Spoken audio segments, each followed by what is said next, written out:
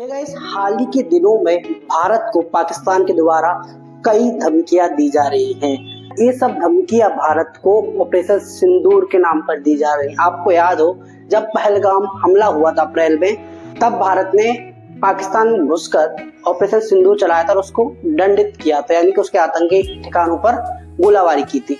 But मई से अगस्त आ गया, इस बीच में पाकिस्तान के किसी भी मंत्री, प्रधानमंत्री, किसी का भी मुंह नहीं खुला भारत को धमकी देने के लिए। बट अब ऐसा क्या हुआ कि पाकिस्तान का मंत्री से लेकर प्रधानमंत्री से लेकर यहाँ तक जनरल तक भी भारत को आंखें दिखा रहा है। तो आज हम उसके पीछे जानेंगे कि क्या ये सब पाकिस्तान ही कर रहा है, पाकिस्तान के पीछे कोई एक ऐसा दुश्मन है हमारा, जो हमारा कभी दोस्त बन जाता है तो कभी दुश्मन बन जाता है, अपने हित साधता है और बाकी सबको सामने से हटा देता है। तो सबसे पहले आप जानिए, इंडिया, पाकिस्तान, अमेरिका, ये सब करा धरा सिर्फ और सिर्फ अमेरिका का है। वो कैसे, हम जानने की कोशिश करें। इंडिया की अगर मैं जीडीपी कुछ शब्द बोलूं, इंडिया के पास कुल जो पैसा है वो है 4 ट्रिलियन मोटा, यानी कि 85 करोड़ लाख रुपए 1 ट्रिलियन में होते हैं। आप उसको आप इंटू कर लीजिए, जो कि पाकिस्तान की जीडीपी से 10 गुना ज्यादा है।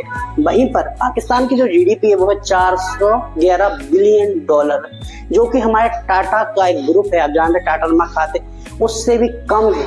वो आंखें दिखा रहे हमें। देखिए, इस सब के पीछे सिर्फ ट्रम्प है, यानी कि अमेरिका है। ये अमेरिका वही अमेरिका 1971 जब हमारा युद्ध हुआ था, तब इंडिया के अगेंस्ट अपने वेपन उठा दिया था। और इसने जब कारगिल का युद्ध हुआ तब इसने हमें सैटेलाइट नहीं दी। 1965 का जब युद्ध हुआ तो उसने हमें गेहूं नहीं दिया। यही अमेरिका अब फिर से वही वाली चाल करने लगा है।